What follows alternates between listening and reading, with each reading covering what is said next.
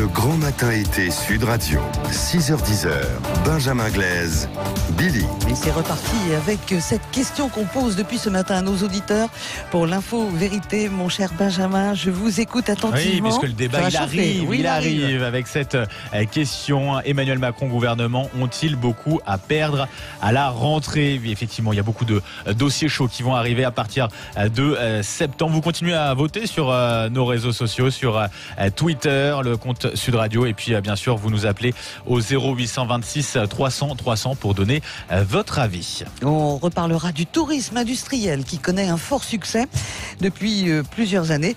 Nous irons au musée Aéroscopia avec Christine Bouillot, c'est à Toulouse. 100 ans pour le musée et 50 ans Happy Birthday pour Airbus. Et puis forcément on chantera aussi ce matin. Et oui, avec le tube de l'été. Ouais, alors j'ai une phrase, un indice. Vous avez 3 quarts d'heure pour trouver quel tube il s'agit. Je vous dis juste cette phrase. The Eagle has landed. Ouais, je crois que j'ai la réponse. Voilà. On verra pour les auditeurs. Allez, 9h04, tout de suite, c'est le débat. Le grand matin Sud Radio.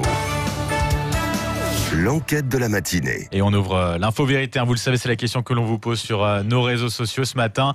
On a déjà un peu la tête à la rentrée. Les dossiers brûlants sont nombreux pour Emmanuel Macron, pour le gouvernement. Alors, ont-ils beaucoup à perdre à la rentrée? J'accueille nos invités avec tout d'abord Jean Messia. Bonjour. Bonjour. Membre du bureau national du Rassemblement national. Arnaud Benedetti, bonjour. Bonjour. Rédacteur en chef de la revue politique et parlementaire. Et puis avec nous aussi Lionel Cos, bonjour.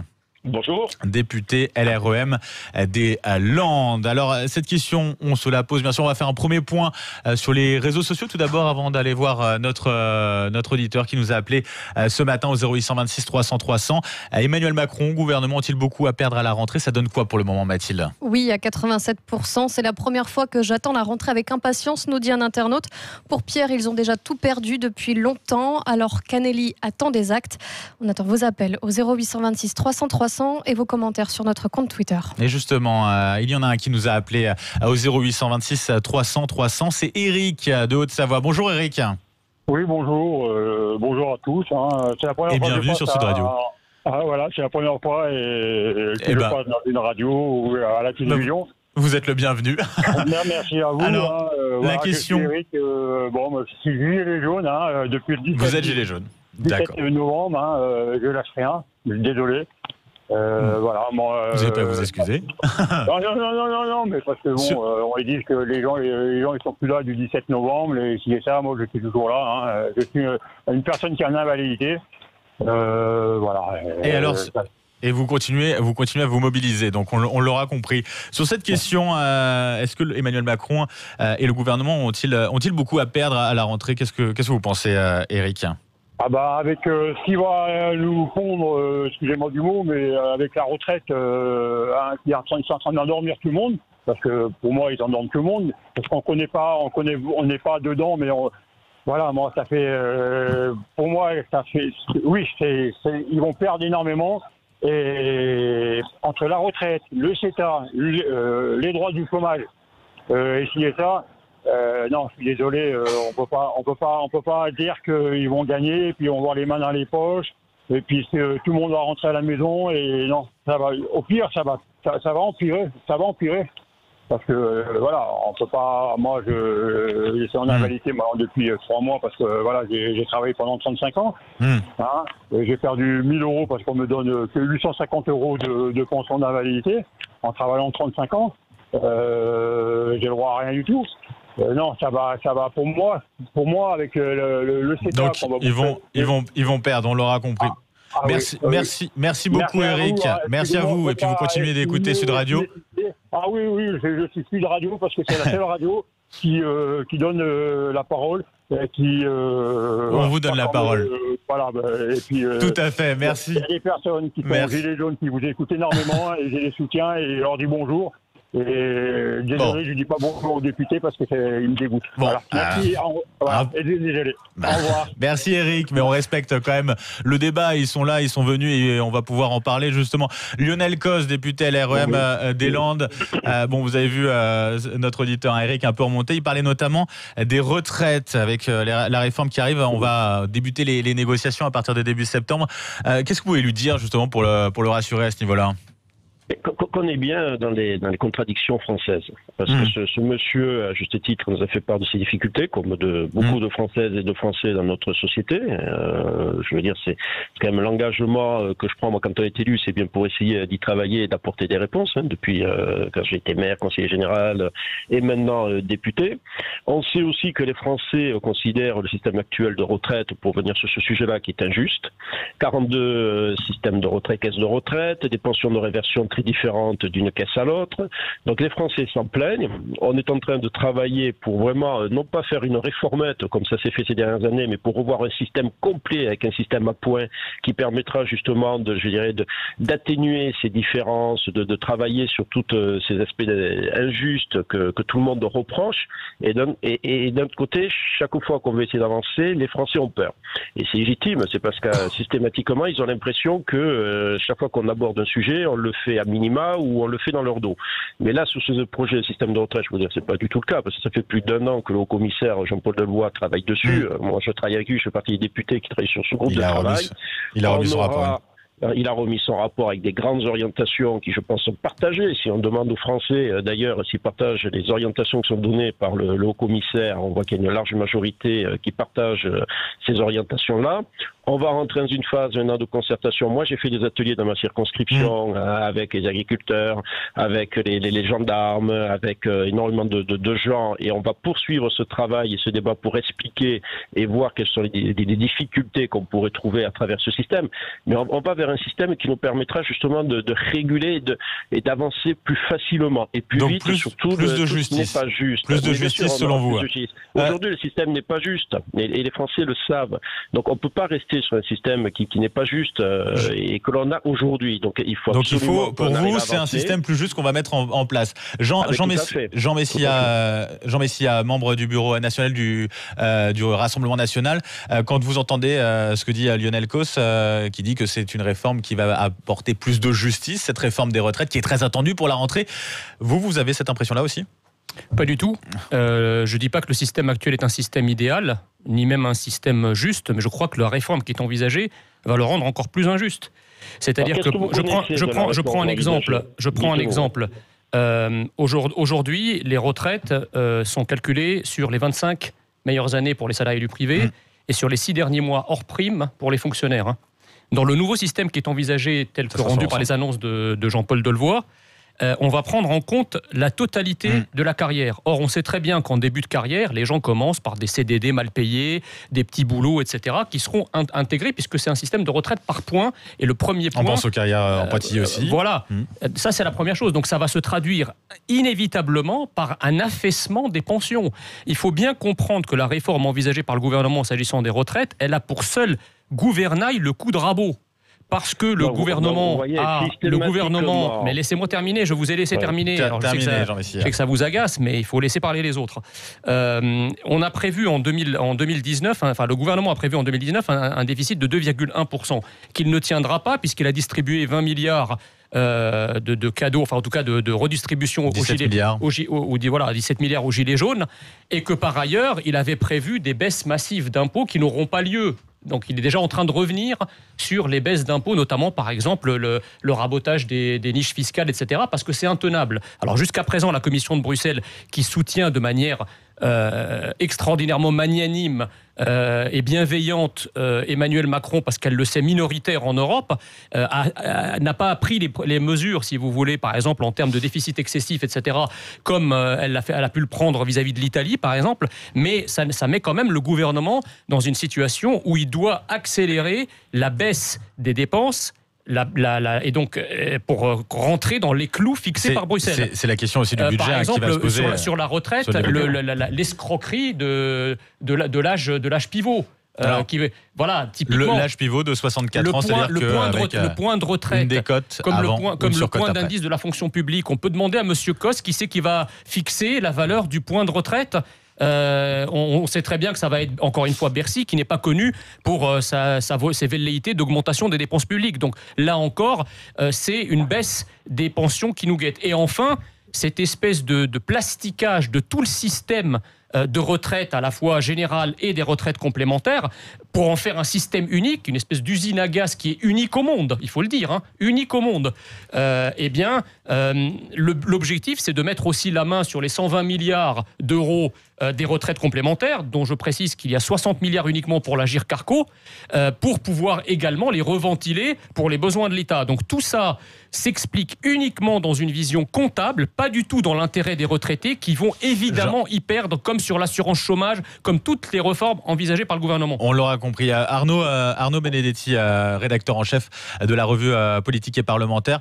On le sent là dans ce débat. Déjà, c'est une rentrée qui s'annonce quand même assez explosive pour le gouvernement Emmanuel Macron. Alors d'abord, c'est quasiment un marronnier de considérer que toute rentrée serait explosive. Et ce qu'on constate historiquement, c'est que ce ne sont pas les rentrées qui sont explosives, c'est en général beaucoup plus tard, enfin quelques mois plus tard ou quelques semaines plus tard que les problèmes surgissent. L'an dernier, par exemple. Ça, c'est la réalité. On l'a vu récemment le 17 novembre et on l'avait vu notamment en 95 avec la réforme des retraites, justement, avec le gouvernement d'Alain Juppé. La réalité, c'est que cette réforme des retraites, c'est pour filer une métaphore cinématographique propre à Hitchcock, c'est le MacGuffin, vous savez, c'est l'objet prétexte. C'est l'objet prétexte qui peut, à un moment donné, permettre d'allumer la mèche. Parce que finalement, quand on regarde la situation politique, on a eu le sentiment après les européennes que, par un effet de loupe, à mon sens, tout à fait excessif, que Emmanuel Macron s'en était plutôt bien sorti, mais sur la réalité du rapport de force politique, il est dans un rapport de force politique qui est très défavorable, mais il profite finalement d'oppositions qui sont extrêmement divisées, c'est-à-dire qui sont opposées à sa politique majoritairement, mais qui ne sont d'accord sur peu de choses. Donc ça, c'est la situation politique dans laquelle il se retrouve. La réalité, c'est que aucune des causes qui sont à l'origine de la crise des Gilets jaunes, et d'ailleurs le président de la République lui-même vient de le dire au bas de Brégançon avec une forme de lucidité et d'humilité, n'ont disparu. La première de ces causes, c'est le fait que aujourd'hui, un certain nombre de Français, un certain nombre de territoires ont décroché par rapport à la question de la mondialisation. Et c'est vieux, ça remonte pas à 5 ans, ça remonte pas à 10 ans. Quand vous regardez la structuration du vote depuis le traité de Maastricht, finalement, elle n'a pas beaucoup changé. Ce sont les mêmes zones aujourd'hui qui se sentent en déshérence et qui sont en déshérence de fait, et c'est une réalité.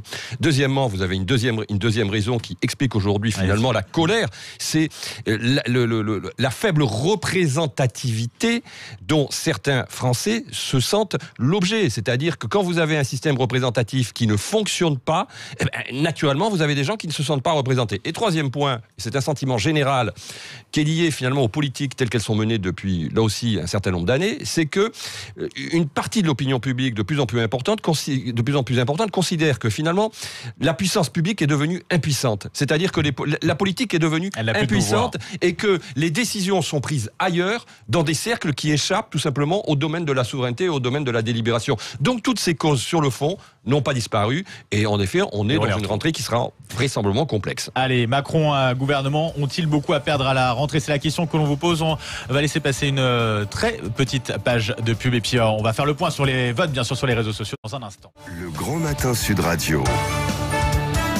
L'enquête de la matinée. Avec ce sujet qu'on vous propose depuis ce matin, Emmanuel Macron, le gouvernement, ont-ils beaucoup à perdre à la rentrée? On va faire une première tendance, Benjamin Glaise. Mais oui, avec Mathilde Chouin qui est avec nous pour faire le point sur les réseaux sociaux, sur Twitter. Ça donne quoi pour le moment? Et c'est toujours oui à 88%. La rentrée va être torride, nous dit Jeff, même si Emmanuel Macron ne veut pas de nous. Nous, on est là. Paysan 47 nous dit que c'est une affaire après l'autre, de Ferrand à Benalla, qui leur fait encore confiance entre Ascoval, Whirlpool, le CETA, les homards et les privilèges pour la République en marche. On attend toutes vos autres réponses. Allez, on va retrouver tout de suite Lionel Causse qui est avec nous, député LREM des Landes. On parlait tout à l'heure de la réforme des retraites qui va arriver vite en cette rentrée sur laquelle vous travaillez. Il parlait notamment, on avait Jean Messia avec nous, qui est toujours avec nous, membre du bureau national du Rassemblement national, qui parlait notamment de ce pactole des retraites complémentaires. Que pouvez-vous lui répondre? L'État lorgne dessus? qui mélange un petit peu tout, déficit de l'État, qui reconnaît que le système actuel n'est pas juste, mais qui ne propose rien. Donc nous, on va proposer quelque chose, on va le construire avec celles et ceux qui veulent y participer. C'est-à-dire Le personne. système de retraite, on le maintient, il va être un système par répartition. Donc ça veut dire qu'il s'autofinance. Hein. C'est le cas depuis pas mal d'années. Quand vous parlez de l'âge pivot à 63 ans, qui est à plus de 363 ans aujourd'hui, qui a passé à 64, c'est-à-dire qu'il reste à peu près identique à ce que nous avons aujourd'hui, puisque le départ sera toujours à 62 ans pour celles et ceux qui peuvent partir à 62 ans. Avec une décote, précisez-le. Avec une décote, c'est le cas aujourd'hui. Non, une décote de 1,25%, mais Macron veut y rajouter une surdécote. Aujourd'hui, dites la vérité, monsieur.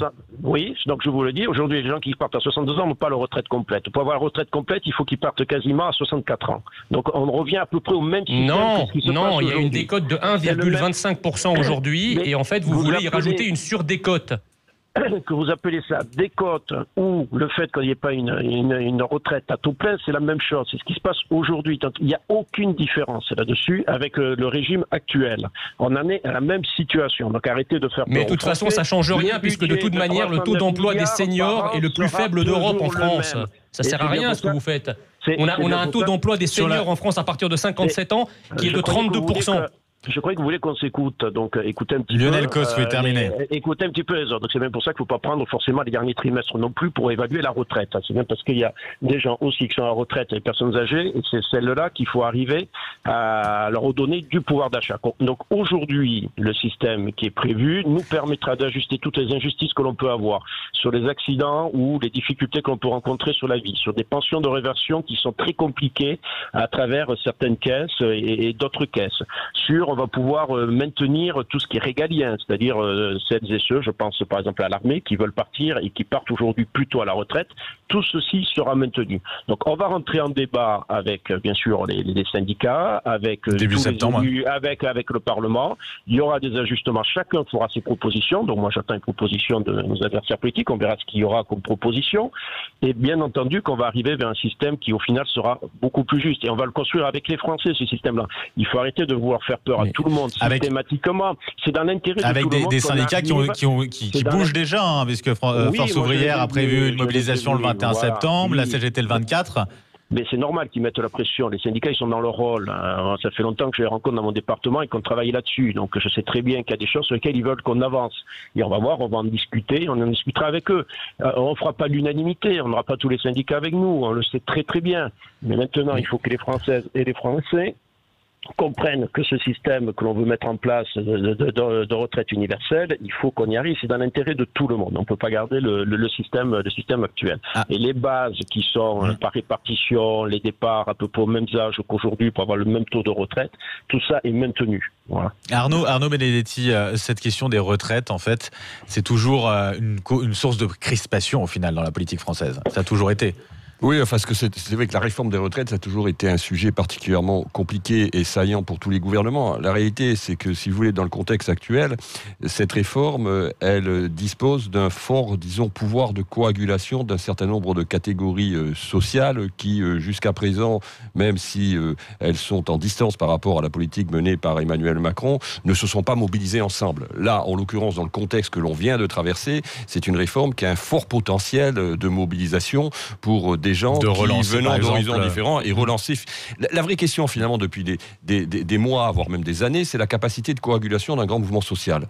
Jusqu'à présent, ça a été appelé par un certain nombre de responsables à la fois de syndicats et politiques. Ça n'a pas fonctionné. Si, les Gilets jaunes, quand même. Ouais, mais les Gilets jaunes, c'est pas véritablement ça. Les Gilets jaunes sont sortis, je veux dire, ont contourné les corps intermédiaires pour exprimer une autre forme de mobilisation. Mais en l'occurrence, qui était multifactorielle. Mais qui, sur le plan quantitatif, dans la rue, n'était pas considérable. La force des Gilets jaunes, la force des Gilets jaunes, c'était le soutien massif de l'opinion publique à un mouvement qui est allé au maximum à 400 000, voire 500 000 personnes dans la rue. Et ce qui n'est pas énorme au regard d'autres mobilisations. Là, en l'occurrence, on a une réforme qui offre une fenêtre de tir pour une mobilisation sociale de grande ampleur. Et donc, c'est bien la difficulté à laquelle se heurte le gouvernement, c'est d'éviter justement cette mobilisation sociale qui, pour le coup, serait politiquement extrêmement risquée. Et on l'a entendu avec notre auditeur tout à l'heure, Eric, qui est Gilets jaunes et qui, justement, est bien critique critiqué cette réforme des retraites. Oui, Lionel Cos, député LRM des Landes. On sait depuis le début que c'est le quinquennat qui est compliqué, qui va être difficile. On sait que la situation de la France est très difficile et qu'il y a beaucoup de Françaises et de Français qui souffrent dans notre pays, qu'on ne va pas régler ça du jour au lendemain. Donc que ce soit les rentrées, les départs en vacances ou en cours de session parlementaire, on sait que la situation est explosive. Le président l'a reconnu, je crois, samedi dernier d'ailleurs. On a tous conscience de ça. Je veux dire, c'est pas nouveau.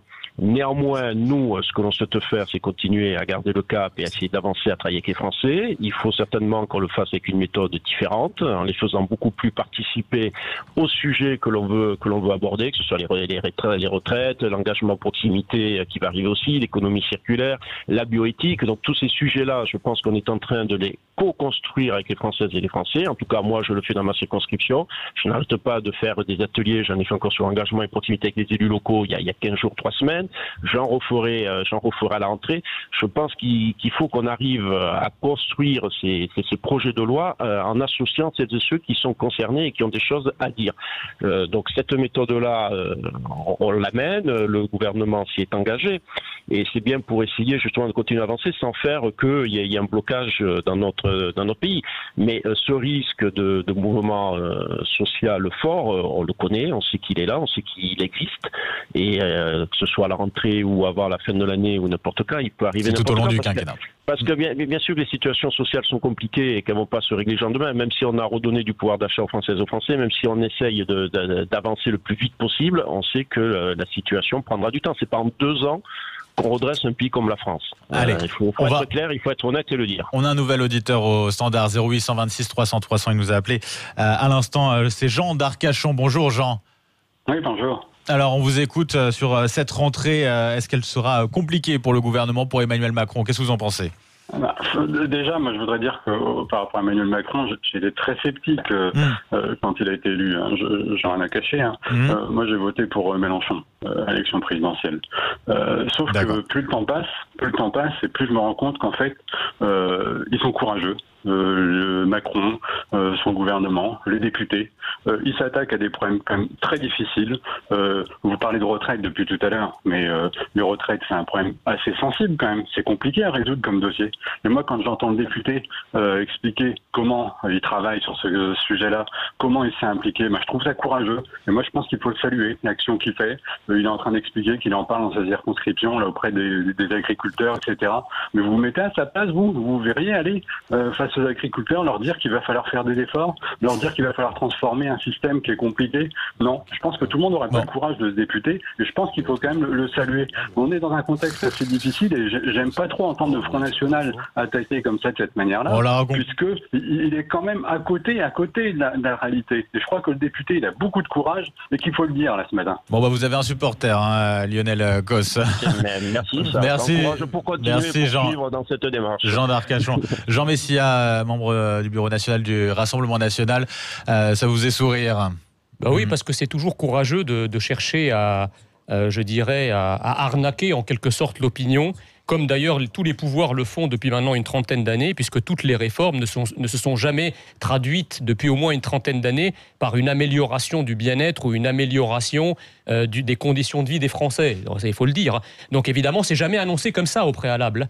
Toutes les réformes qui sont annoncées sous les phares avenants de la modernité, du progressisme, de la liberté, de la hausse du pouvoir d'achat, de la hausse du niveau de vie, etc.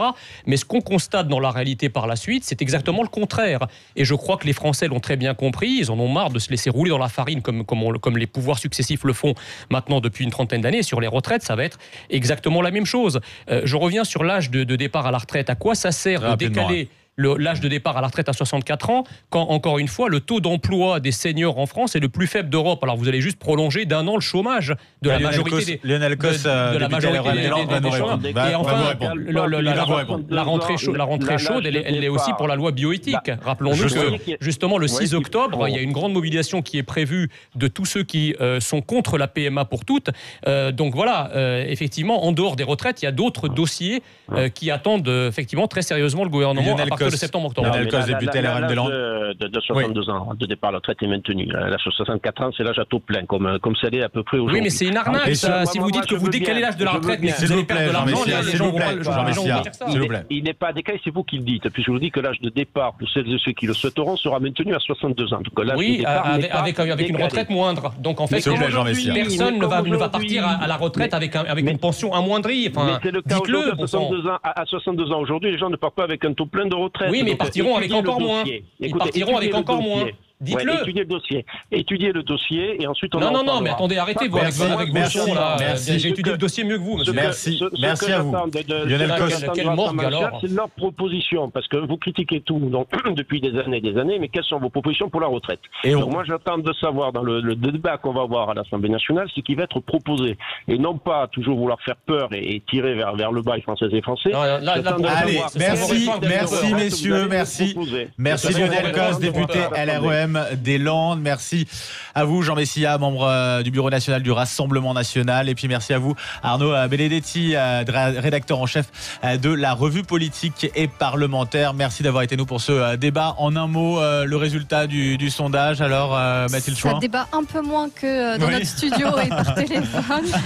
Oui à 88%. Donc oui à 88%. Macron, gouvernement ont-ils beaucoup à perdre à la rentrée? Oui à 88%. C'est le résultat donc de l'info vérité du jour. Restez bien avec nous, on continue le grand matin été Sud Radio.